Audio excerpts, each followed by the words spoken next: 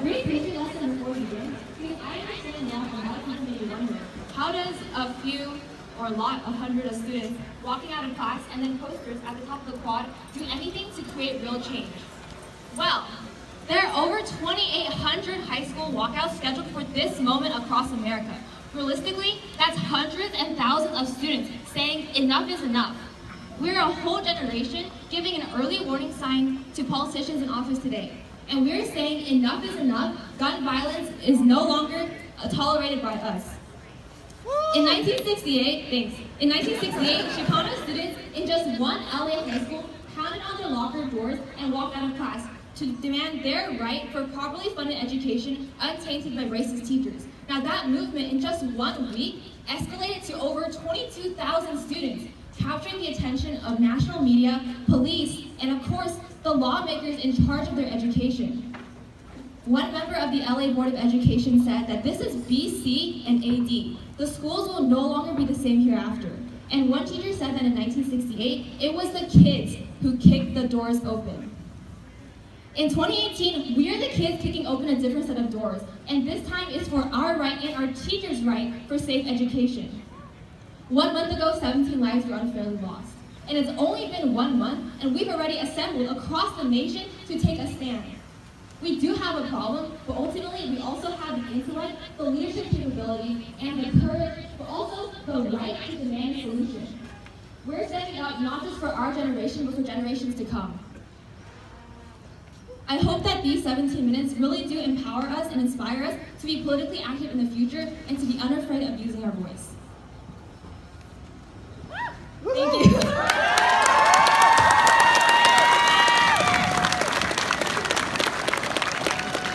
Sorry, I'm really nervous. This is the first time I've done something like this. So thank you all for coming. So another thing I'd like to point out is that this is a purely youth-led movement, but we are also supported by community leaders who have all gathered today. So just to introduce them, we have Reverend Jim Lehan, Carol DeMonte, Director of Ministries for Youth and Music, Reverend Joey Lee, Executive Presbyter of the San Jose Presbytery, Laurie Jacobs, founding member of the Safe Cities Coalition, a community alliance to prevent gun violence, Congregation Shir Hadash, board member of the Santa Clara County chapter of the Brady Campaign to Prevent Gun Violence, Aditi Shaparwar, Office of Assembly Member Evan Lowe, the 28th Assembly District, Stacy Shee, Director Office of Assembly Member Ash Collier, 27th Assembly District, Reverend Wilma T. Jacobson, St. Jude's Episcopal Church, Reverend Peggy Bryan, St. Andrew's Episcopal Church, Reverend Eric Swanson, West Hope Presbyterian Church, San Jose City Councilman Chappie Jones.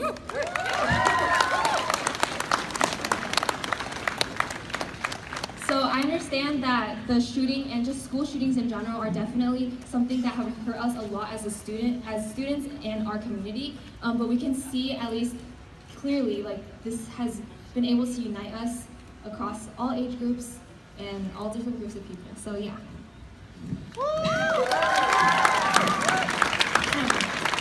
Hi guys. I'm a little nervous, so just bear with me. Thank you guys for coming. I know it's like scary, like, oh my gosh, is it gonna rain? But anyway, thank you guys. So first off, I would like to start off by paying my respect to the 17 students and teachers that were killed on February 14th at Marjorie Stoneman Douglas High School. Of the 14 students, 7 of them were freshmen, 2 were sophomores, one student was a junior, and 4 students were seniors.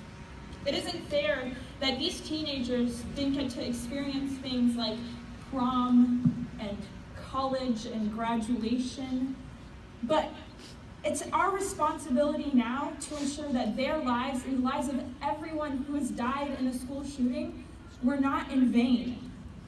And it's time for once and for all to show the country that us students will have our voices heard, no matter how young or how inexperienced we may seem. Now,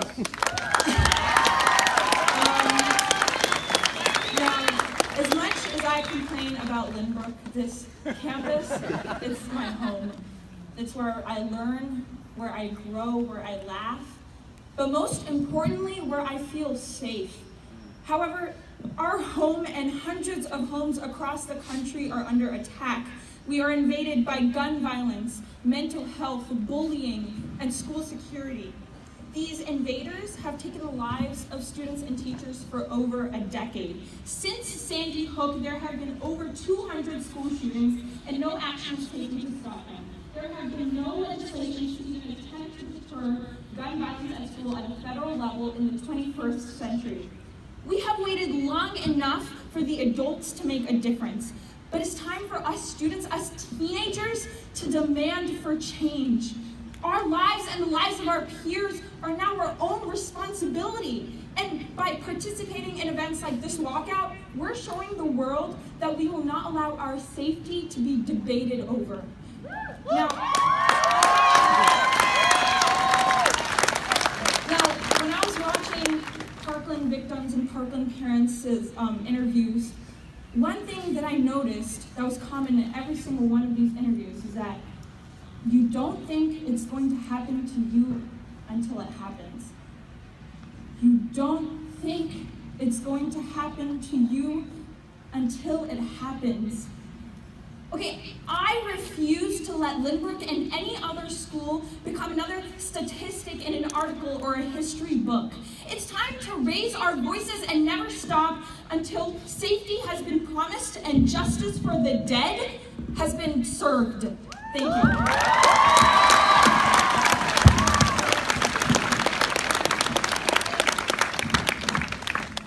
I just walked out of my physics class, and the first thing I thought after our drill was that I would hate to be in the physics room if a school shooter ever decided to come in. It has glass windows, it's right in front of the main entrance. We'd be the first ones. I thought to myself, in the case that were to happen, I would want to be in my 4th period drama class. Even though, in that flawed logic of mine, that only means another group of kids would be the first. On the Tuesday before Parkland, that's where I was for our drill. We talked strategy the day before, and we were as prepared as we could be. But as I saw my friends building the barricades, I felt a little numb all over. We proceeded to enter into the somewhat hidden closet in the back, and the numbness faded, and the casual conversations and light giggles ensued. It's a drill, we knew we'd be okay. But when we shut the lights off, that silence filled the room, and the only comfort we had was in each other's presence. It's a drill, yet I didn't feel okay. On Wednesday, Parkland happened, and I wasn't sure what to think. A part of me almost didn't care. Only 16, and already I was desensitized to the lost lives of others. When Columbine happens before you were even born, and Sandy Hook is national news at 11, and 200 school shootings have grown up with you since then, the headline school shooting in becomes the embodiment of old, current, and future news. But the students of Parkland make sure we didn't forget them. They wanted action because never again doesn't happen with prayers, condolences, and thoughts. And when condolences are reusable an average of 5 times a month, human lives become expendable. I so desperately want this narrative to stop, for students who had to be victims, for teachers who had to be martyrs, for families who had to live with one less spot on their dinner table. So where is the gun control? Because I'm scared, and there's too many people I love in this school, and too many people who are loved, and not a single person is expendable. Thank you.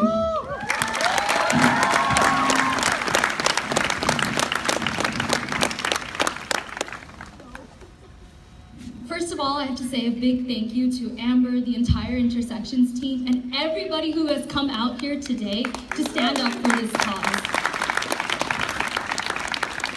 Let's rewind to 11:05 a.m., February 13th, 2018, right back here to Lynbrook High School.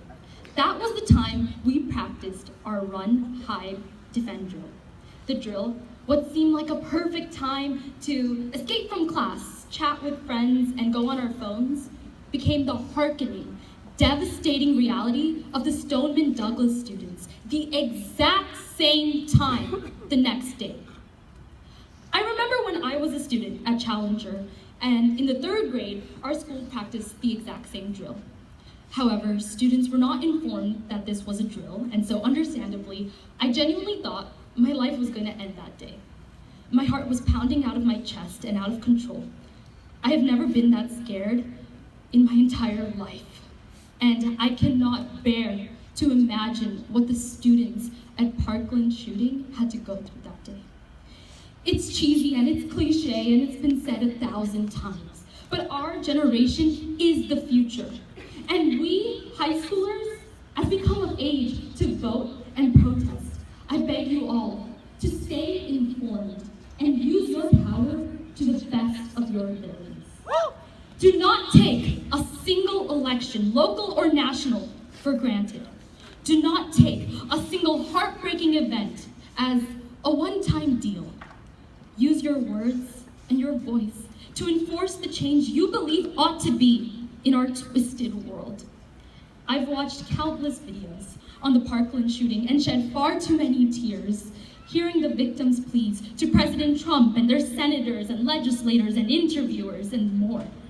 Let us show that we not only stand with the fallen angels from the shooting and their student body as a whole, but that we will not take no for an answer. Gun legislation and prohibition is statistically proven to have a profound, monumental change on the number of gun-related tragedies and occurrences. Let's start by being kind to one another and know that together we can make a difference. Thank you.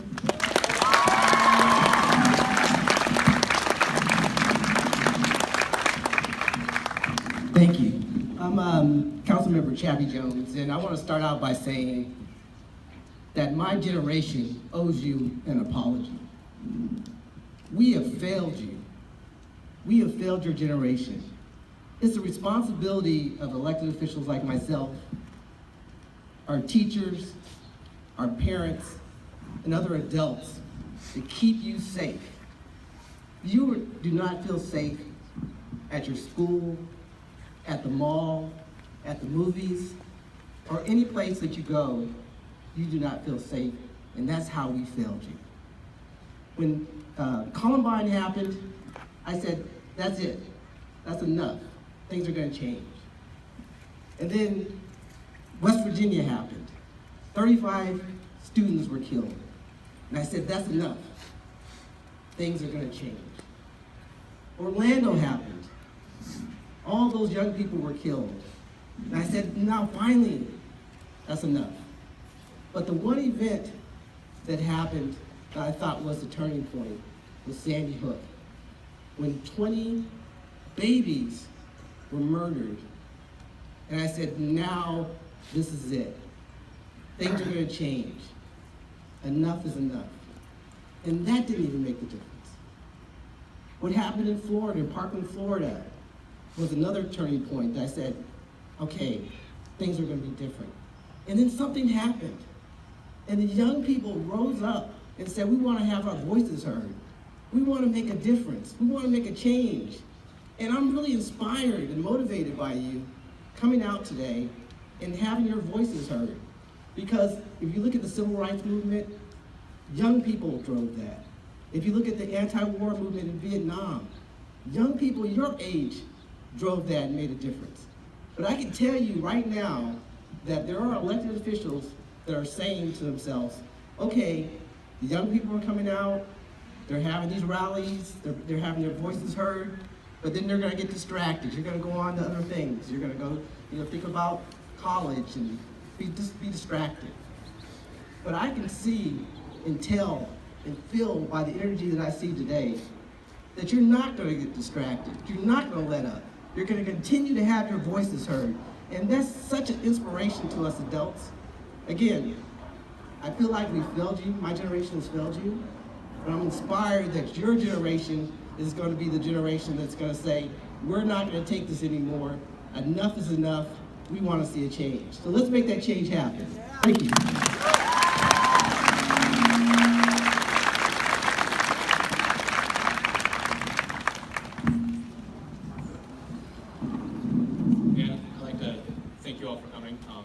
I believe I'm the closing speech, so I'm going to get you back to your slightly perturbed teachers as soon as possible. Put the mic closer to your mouth. Again, I'd like to ask those who are holding candles to come to this side, please. Yeah. And I like to... Sorry. You need to hear me, don't you? Mic to your mouth, yeah. More. Right there. Okay. There we go.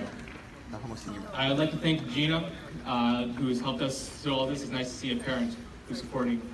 I'm doing it again, aren't I? No? Right. So, yeah. All right. Who wants the mic now? I'm just gonna awkwardly hand it off now. Sorry. Yeah, go ahead.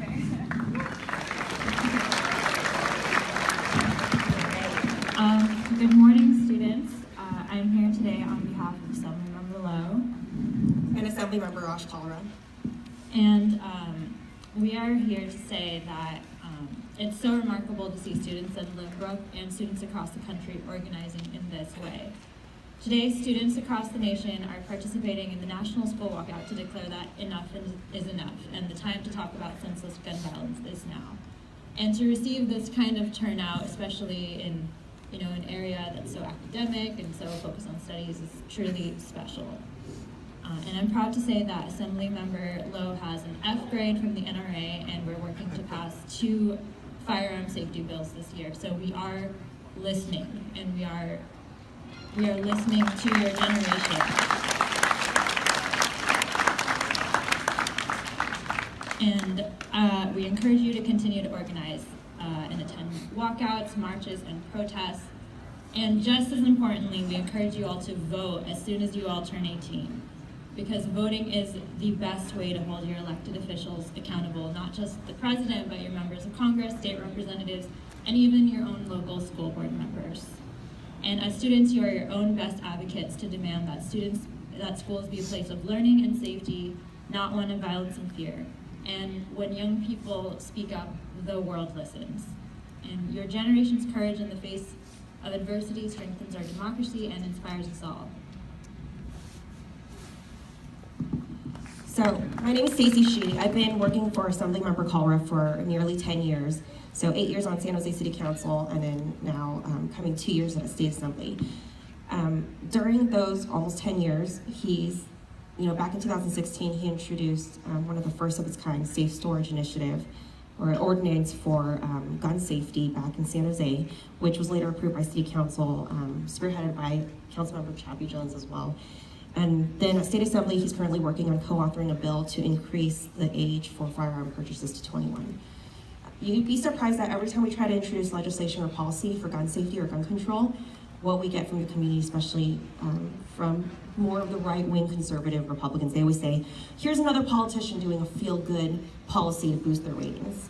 And every time I hear that, I think to myself, well, what does it mean, feel-good policy? To me, feeling good, isn't that feeling safe?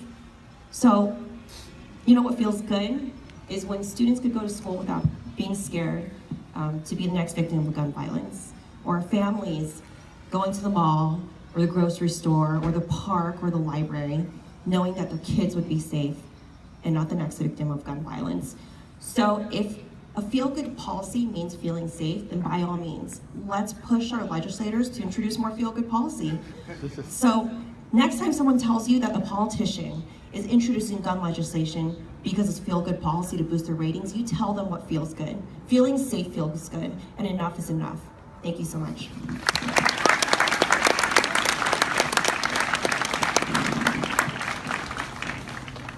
Thank you so much.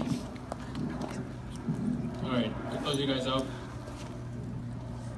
Today, we remember our brothers and sisters who on this planet of ours died by the hand of their own kind, who died for no purpose other than another selfishness, who died for no real purpose other than anger, not progress. They were robbed of opportunities to which all of us here today now have access. The time for mourning has nearly run its course. We will never forget them.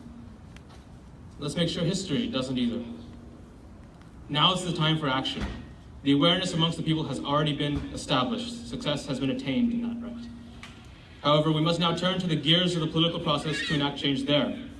No one can possibly look at the world as it is today and say that it is in any way a real progression in the grand scheme of history.